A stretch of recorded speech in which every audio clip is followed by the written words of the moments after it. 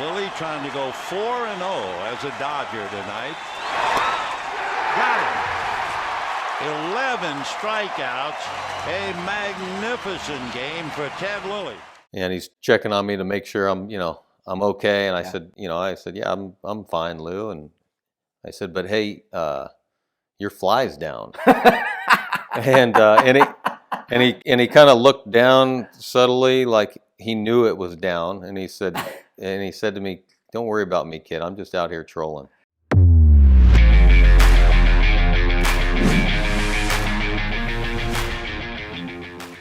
What is up, Setup Nation? Hey, we are motoring right along on the Setup Man podcast, still in our first month since we released. And if you have not already gone and checked out all the other episodes, make sure to go do that at setupman.net. Also, subscribe to our list. I can't impress this on you enough. If you are not subscribed to our list, you are going to be missing out on some major giveaways when we do, in fact, start doing those. And what do those giveaways look like? Well, for example, when we go to spring training, I'm going to be interviewing a ton of people this upcoming spring training. At least that's the goal. And we're going to be bringing bats. We're going to be bringing balls. We're going to be bringing shirts, hats to get signed so that the upcoming year in 2024, during the season, we're giving away swag. We're giving away memorabilia. And so if you're not subscribed to our list, and if I can get it started even quicker than that, I'm going to. But if you're not subscribed to the list, you're going to miss out on an opportunity to get some of those giveaways because I'm only going to release those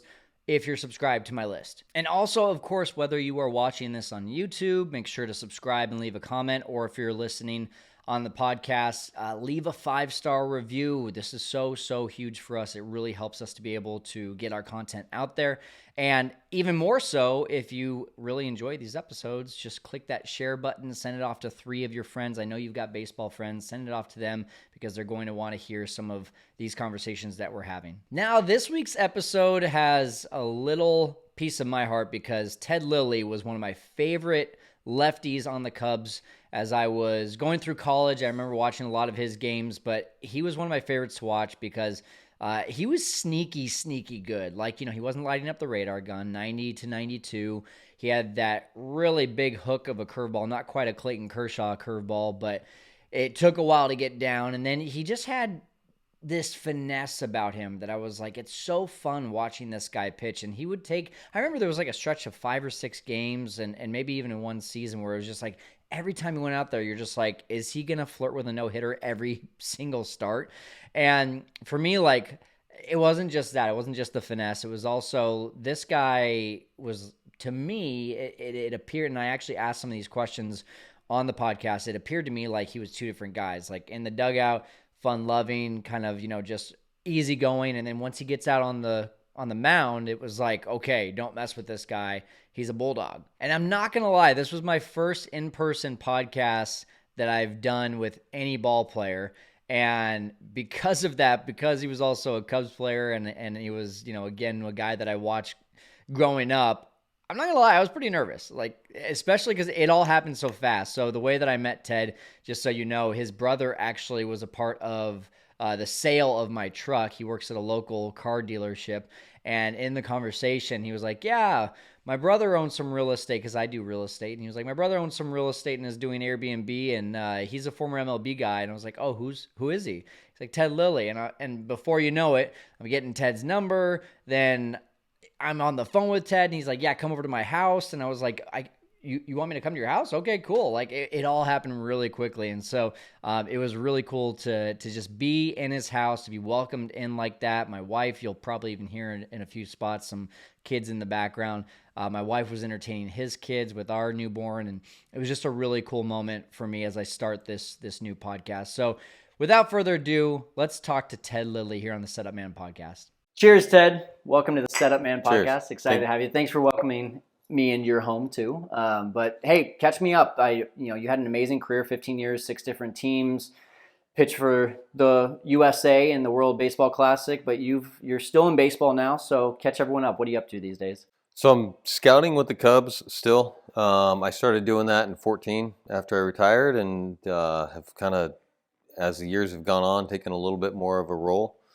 I was coaching at our local junior college at Cuesta. and stopped doing that a couple years ago, and now traveling a little bit more, seeing more players. And pretty soon here at the end of the month, heading back to Des Moines, Iowa to do some play-by-play for our AAA team. There we go. So talk about that. Is that something that you've always wanted to get into, or is this kind of a change in what you were thinking?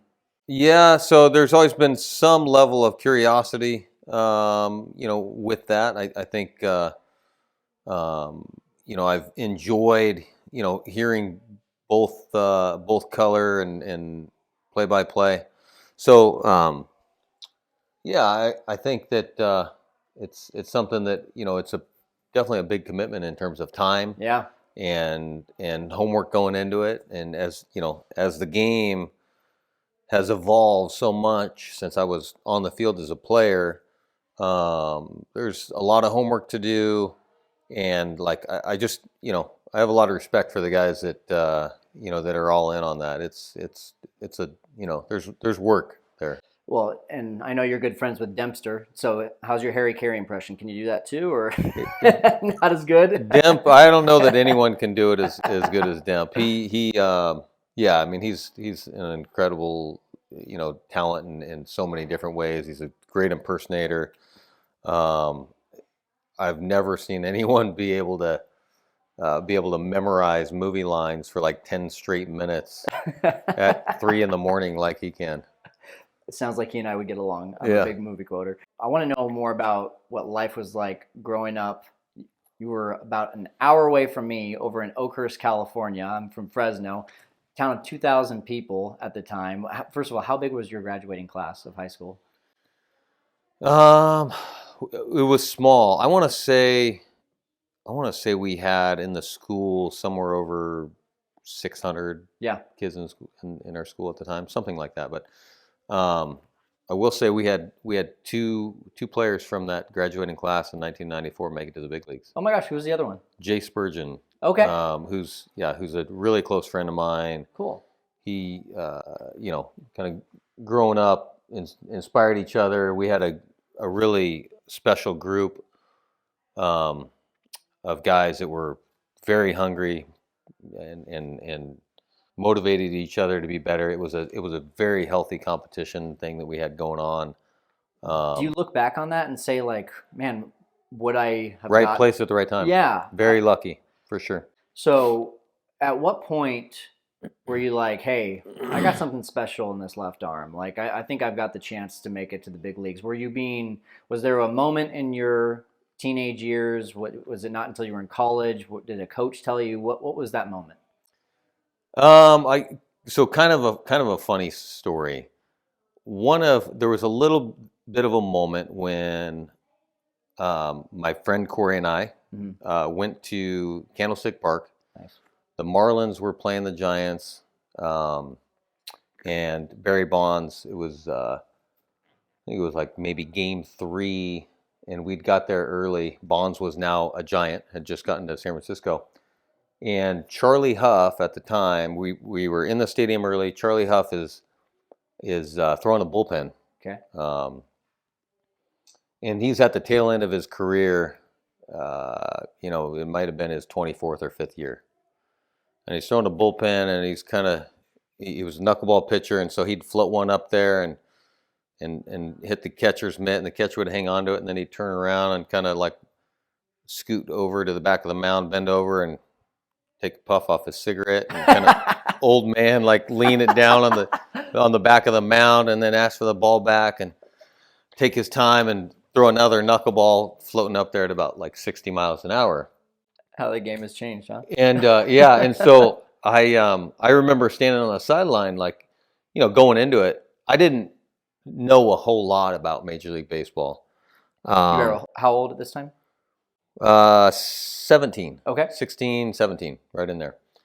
And I just remember seeing someone that had pitched in the big leagues for 25 years, throwing it about 60 miles an hour. Right. And I thought to myself, I can do that. So Charlie ended up being my pitching coach in A-ball. How fun. And so I got to share that story, with him as, the most inspirational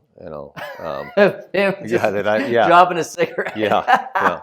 Oh my gosh, that's amazing. Okay, so you graduate from high school. You went to Yosemite High School in Oakhurst. Were you expecting to move on to play in college, or did you get recruited? Did you have to go try out? What was that next step? Yeah, so I wasn't expecting Okay.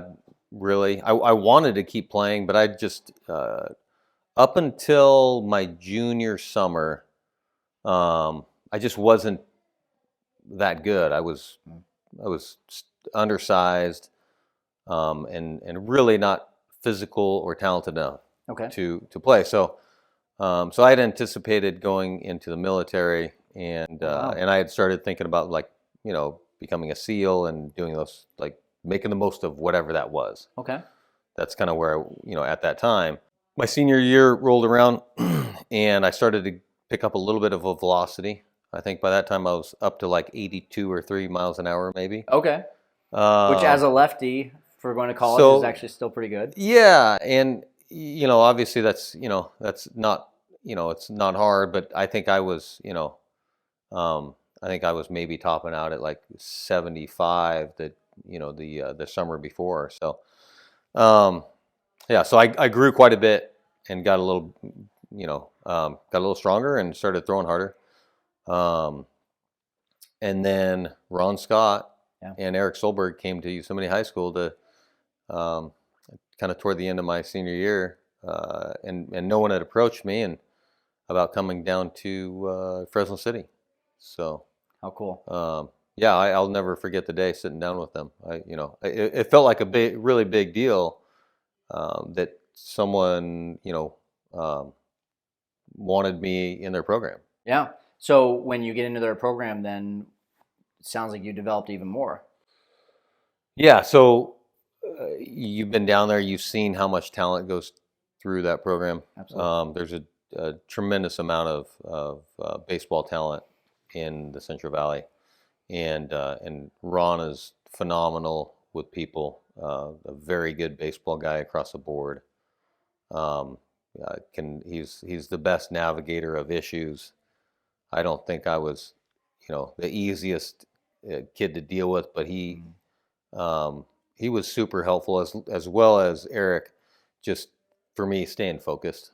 Okay. Kind of realizing that there's some potential to go on and play, and I had I think a little bit of my own version of ADHD, and so they were just so good at kind of in their way, dealing with a multitude of different personalities and challenges throughout the team, and I benefited tremendously from that program. That's awesome. So you get into Fresno City. Did you have enough success to where you were like, I'm expecting a major league scout or a major league team to call me? Well, so the summer after my senior year, I went with a group that our high school coach had put together. He put together an all-star team, the Central Valley All-Star team, and we had 4 of us from Yosemite High School playing on that team and traveling. We went up to Washington, and I pitched in a game, and I think I hit maybe 87. Okay. I think it was. So Marlins scout Rich Bordy came up to me, who was a former Fresno State star and ended up playing in the big leagues. Came up to me and asked me if I was interested in signing, and offered me $5,000 to sign. And I still run across Rich quite a bit on the scouting trail. Tremendous scout, great guy, good stories, and so when I had kind of that was my my real first time where I thought maybe I had a shot. So I had not been at Fresno City yet. It was after my senior year, and Gotcha. played over the summer. Okay. And did not get drafted. Okay. And I think we were in that window where the clubs could sign players. Got it. I ended up talking to Ron Scott, and Ron's a pretty confident individual, and he had more confidence in me than I did, and he assured me that I would be best off going to school and First, okay.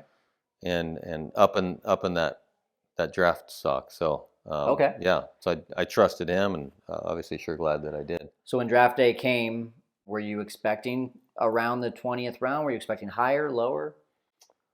So Toronto, Dave Bloom with Toronto drafted me in the 13th round after my freshman year, and then I went back from my sophomore year and didn't have a good year, but the Dodgers scout at the time, Joe Ferrone, he still believed in me and wanted to sign me, and I ended up working something out with him. You get drafted, as you know, especially being a scout, nothing's guaranteed. In fact, a lot more players don't make it than do.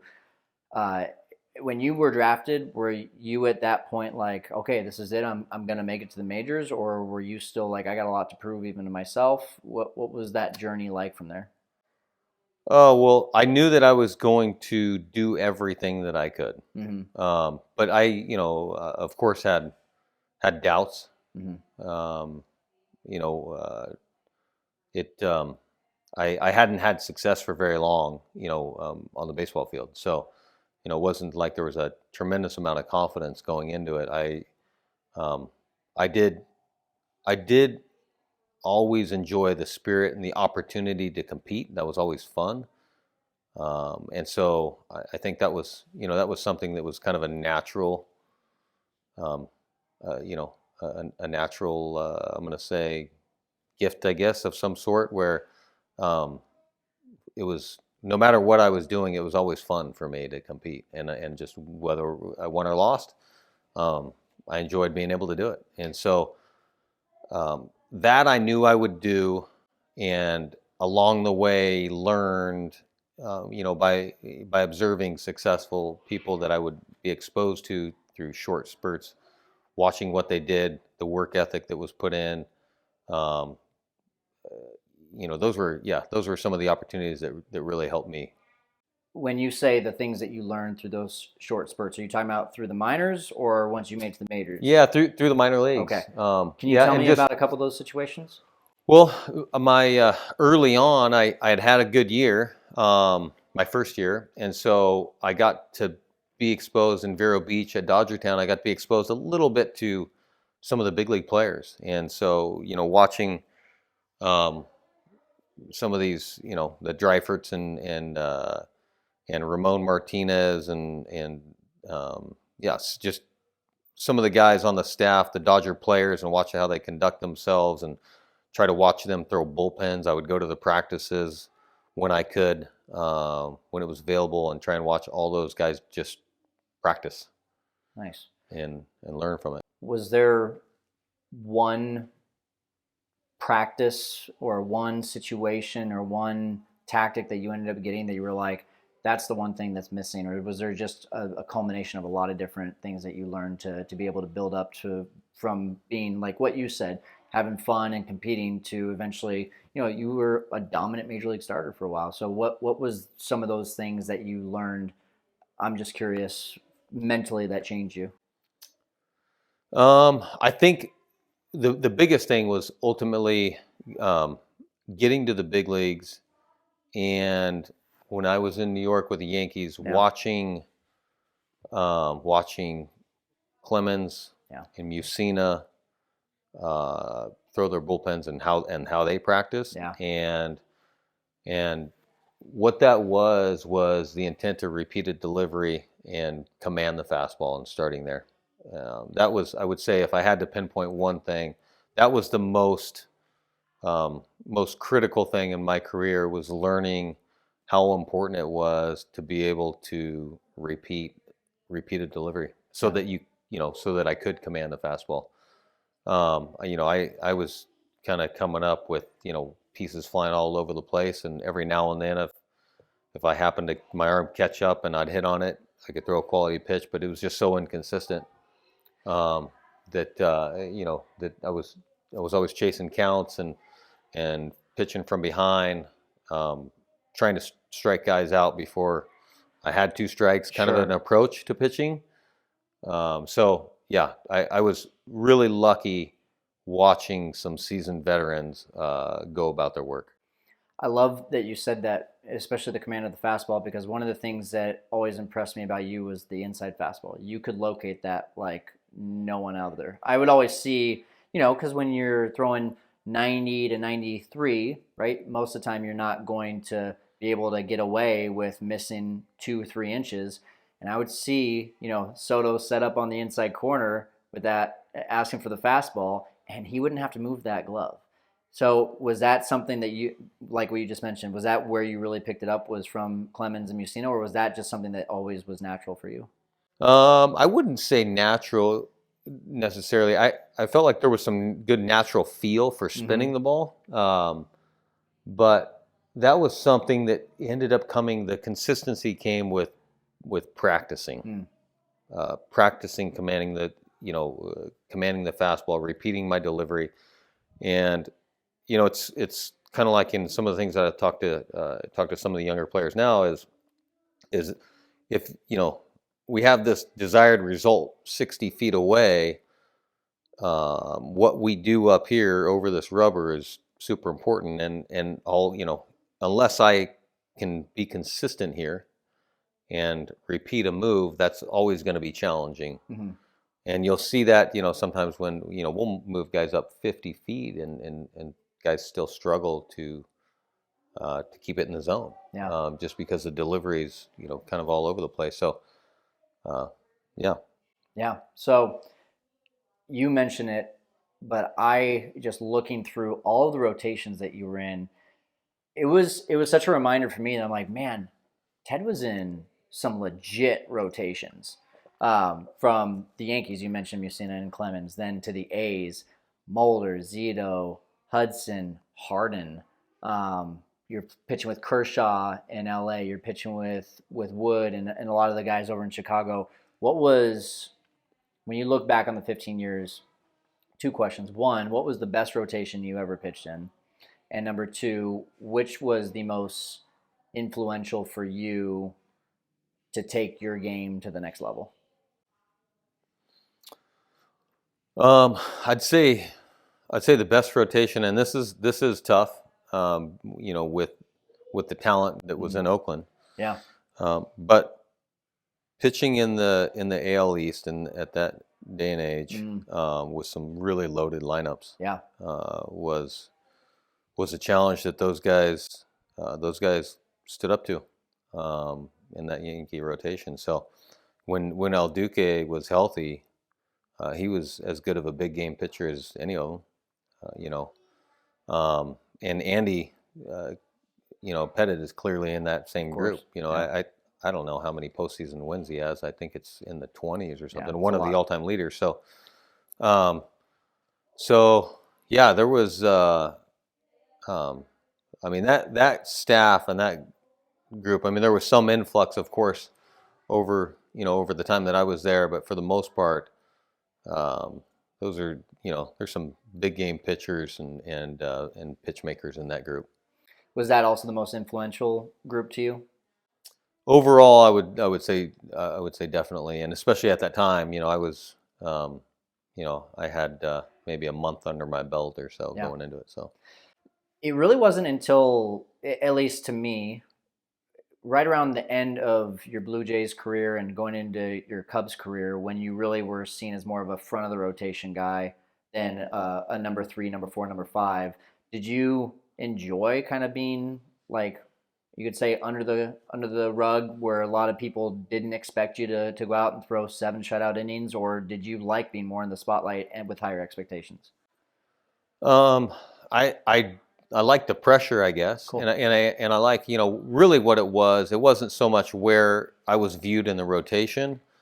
I wanted to be on a winning team and pitch in the playoffs and pitch big games against good teams, and that was more so the thought rather than whether someone thought I was a 2 or a 4 starter or a 5 star, whatever it was. If you have the baseball in your hand, you have a chance. I look at you and I say, man, that guy's a bulldog on the field, right? Like there's been a few situations. I was actually at one of the games, but the Renteria throwing at him, the moment with John Gibbons where you both are barking at each other a little bit. Then NLDS against the Diamondbacks.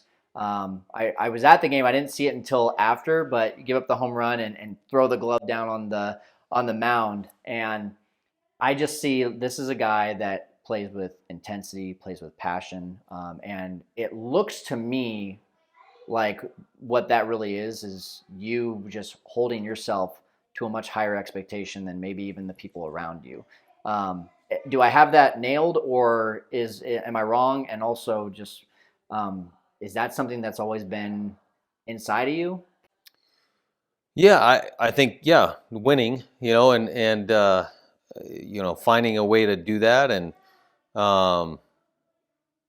then sometimes handling losing, was challenging for me too, right? So as it is, for a lot of guys, and some do a lot better at holding it inside. I felt like I tried, but there were times where I just I would just kind of come unglued and snap. But and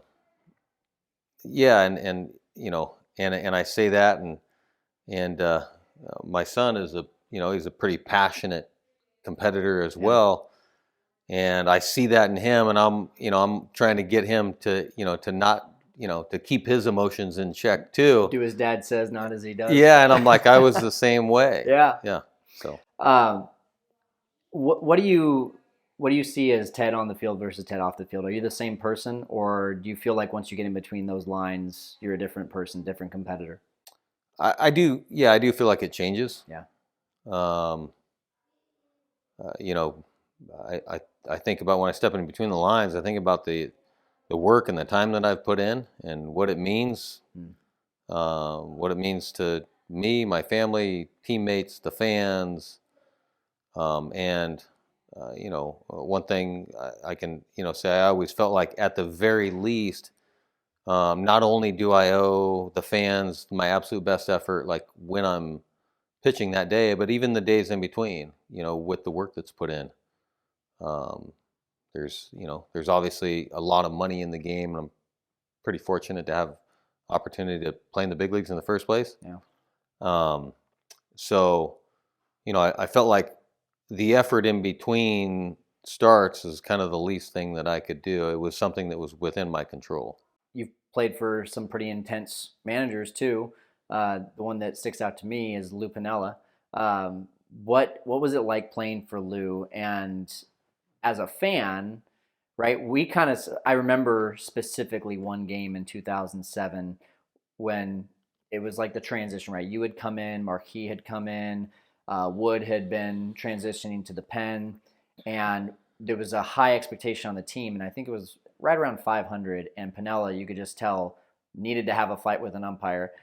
And you wonder, as a fan, like, is that who he is in the dugout too? Is he fiery? Are you scared of someone like that? Or is he a completely different person from when the game starts?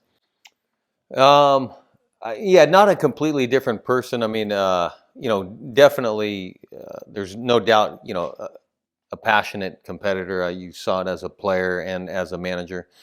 When he got to Chicago, I think that it was still in there. Mm-hmm. It was subdued from what it was historically, but he was there to win, and that didn't go away. Lou was. I learned a lot because he was a pretty vocal thinker, and so I would tend to sit, for the most part, within an earshot of some of his thought process as to who we intend to bring in and who he wants to pinch hit and why. And I just I learned a lot about the game and kind of from that perspective, from the manager's perspective, Lou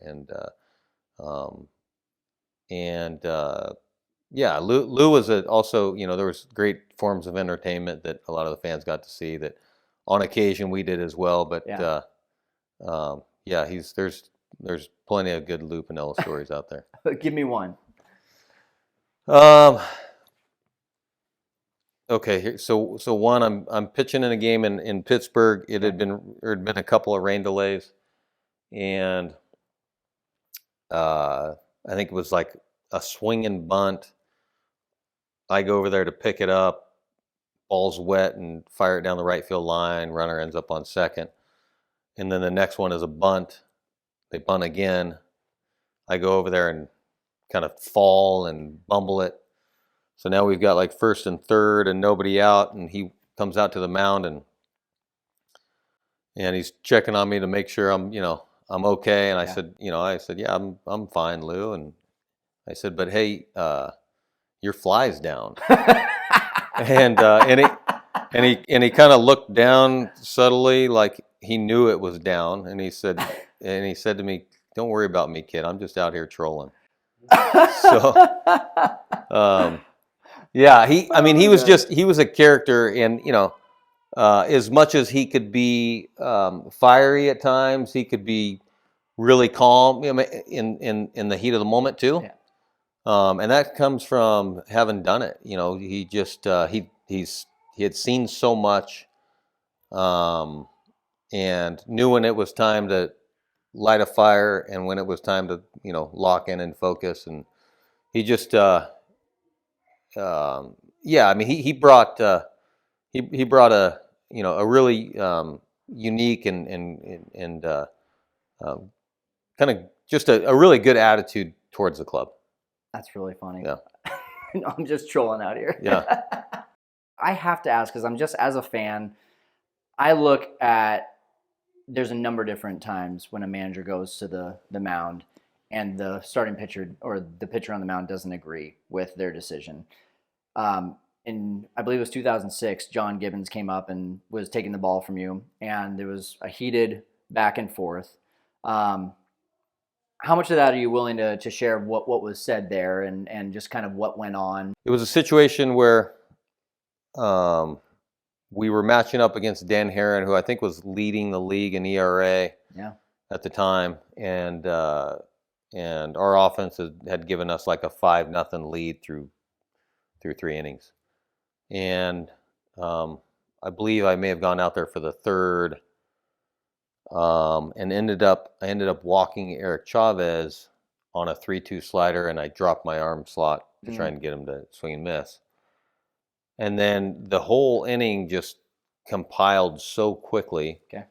And I think I got to where I was in a place where I was super frustrated, and instead of focusing on executing pitches, I kind of went through this just like trying to throw it as hard as I could out of anger and lost focus. Sure. And so before I knew it, it was 5-4 and something like that. I don't remember exactly, but it was like a 1-run game. So Gibbons comes out, and he's he was a pretty intense guy as well, and in competitive nature. But he comes out and said, what are you doing out here? You're something to the effect that there was a lack of effort. Oh, okay. And so I was upset about that. There was definitely a lack of focus, but it wasn't from effort. Yeah, it wasn't from the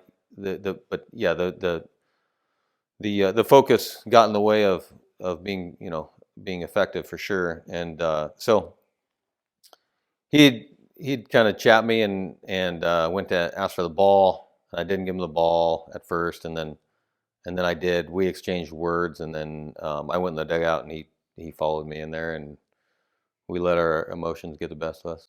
Okay. Yeah. About as far as you want to go with that? That's good enough. Yeah. Understand. Well, and just like what we said earlier, right? Your son's sitting here listening. Follow what he says, not what he does. Yeah. You've had a lot of big moments in your career. You almost threw a no-hitter with the Cubs. You were pitching for the USA team in the World Baseball Classic twice. You've been a 2-time All-Star. When you look back at the 15-year career, what's the one moment or two moments to you that kind of stick out to you when you think about some highlights from your career? the one hitter in Chicago, the day that the Blackhawks were out and celebrated their championship, was a pretty special night. Cool. One of the games that I think about quite a bit, and this is because, I'll get a text from friends every now and then about giving up a 5,000-foot homer to Barry Bonds in Yankee Stadium. I'll get that every now and then, and so I can't help myself but remind them, because it was one of my most rewarding starts, giving up the 3-run homer to Bonds with nobody out, and then we ended up winning the game 5-4 or something like that. I was able to kind of survive, and I think I maybe had given us like 6 1/3, something like that, and to hang on and win the game. And I just, the reason I feel that way is because that game will do that to you at any moment. Mm-hmm.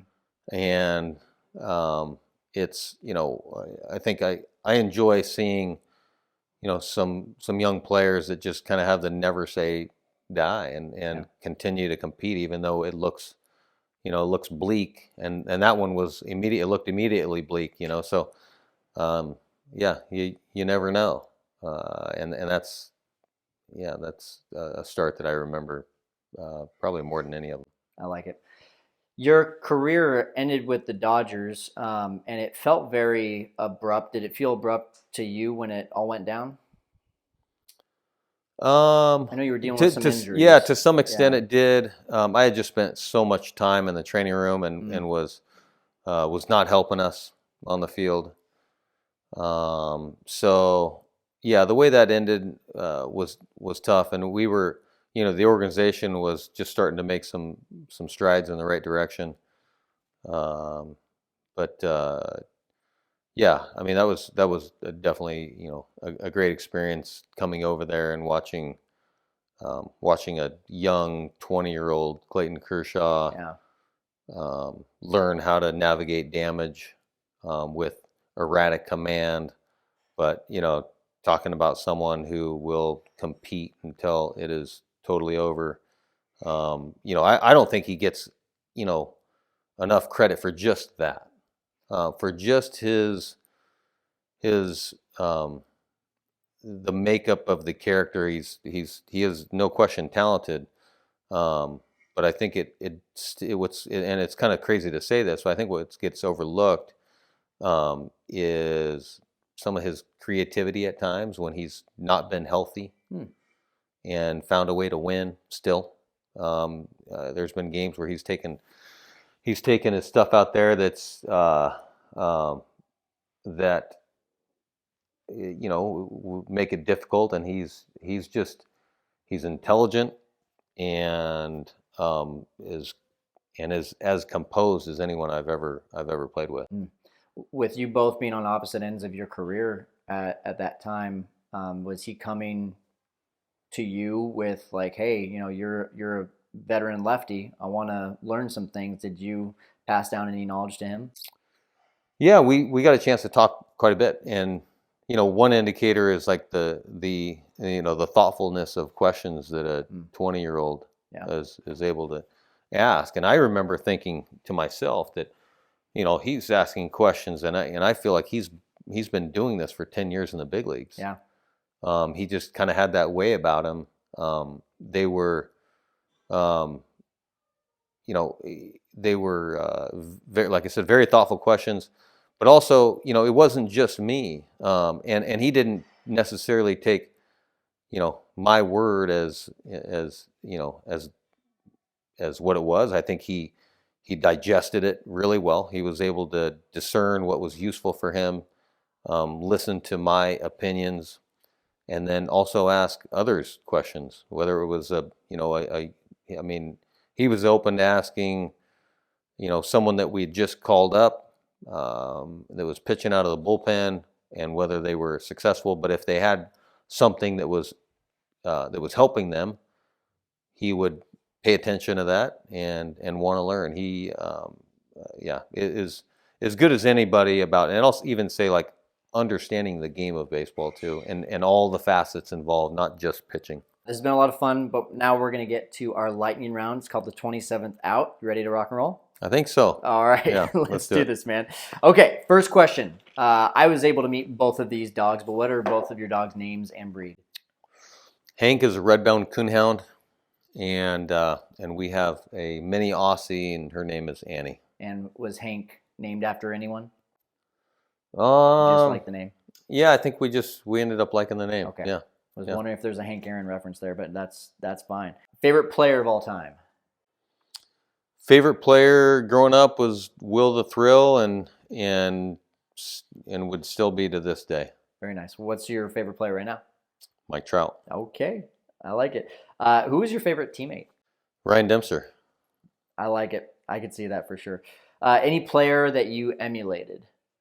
Wasn't Charlie, was it? No, but gosh, what a great person to emulate and learn from. One of the players that I tried to emulate myself was John Smoltz, a right-handed pitcher. When his games were on TV, I would put a mirror in the opposite direction and kind of get the reverse negative and watch him pitch left-handed. I love it. Yeah. Very cool. Favorite coach? Pitching coach through my professional career would be Charlie Huff. Okay. And Eric Solberg, from the influence that he had at such an important time, and the person, those I'm pretty fortunate with the coaches I've come across. Did you ever have a favorite stadium that you played at? Wrigley. Oh, Yeah. Nice. What about it? The fans. The fans, I think. I mean, obviously the atmosphere is special, but and I say that because kind of regardless, I felt like watching those fans, if there was some effort from the player, they were behind you. It's just the nature of the Midwest, I guess. But yeah, I would say that was Chicago and that kind of Midwestern culture was. I like it. Is there any person or thing or team or player that just really helped develop your passion for baseball? I do think about right now Joe Torre. Many times could have sent me back to AAA. I was not necessarily performing, and I felt like he continued to give me opportunities, and he believed in me, and so that was again another fortunate opportunity to be in the right place at the right time. If there was any player or coach that would ask, give me one adjective that describes Ted, what would they say? Quietly competitive. Okay, I'll take it. One ritual that you had before the games that only your teammates knew about, if you had any. I didn't have a ritual necessarily. A routine, I guess, Okay. But in terms of preparing, but I can't say that I had a ritual. Wasn't performing or receiving a prank from Ryan Dempster? No, not on game day. Not on game day. Okay. Yeah, I think we kind of gave each other some space. There you go. If a movie were to be made about you, who would you want to play your character? Maybe Justin Timberlake. Oh, there you go. It's a fitting image. Probably not for that, but he's my favorite entertainer, I guess. So I love it. Yeah, and Very I mean, he could probably do anything. Now, if you could be able to go back to your 12-year-old self and your 13-year-old son is sitting next to you, what is the one thing that you would tell yourself? I would say, as we get older, don't let the joy of the game fade away with the with the pressure, and